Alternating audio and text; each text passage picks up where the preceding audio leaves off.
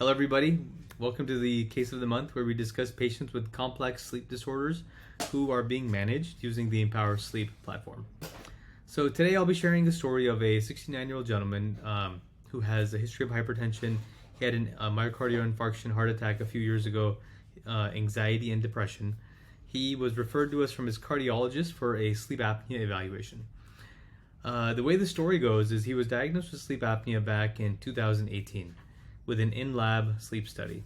He was prescribed CPAP, but never used it consistently because he felt like he was never feeling subjectively or objectively any better. The patient himself lives at about 6,500 feet near a mountain city in Palm Springs, but the sleep test itself was done at sea level.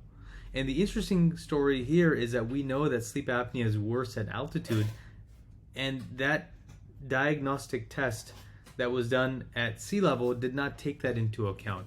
And as a result, the CPAP never worked for him. And what we were able to do for him is titrate his CPAP for him at the mountain environment at his native mountain environment that he lives in. So let me walk you through how we were able to do that.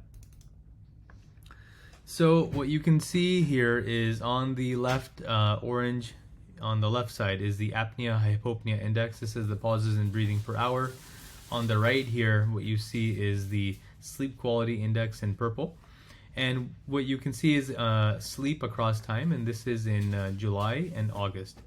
And so if you look at the first few nights of data, you can see that he was at elevation, he had anywhere between 34, 54, 44 pauses in breathing per hour every night, and this is off of CPAP. He tried using the CPAP that he had already received, but he never used, and you can see how even with CPAP, his sleep and his breathing was essentially unchanged, possibly a little bit worse. We made some pressure changes to his CPAP, and over a course of time, we were able to optimize his CPAP with lower pressures, and this was all done remotely.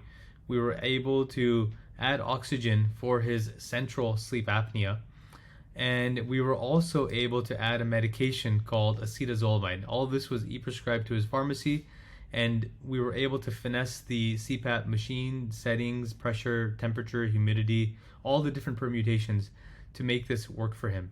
And what you can see here is that he was able to get to like very high quality of sleep, very low burden of sleep apnea, all within like 6 to 8 weeks.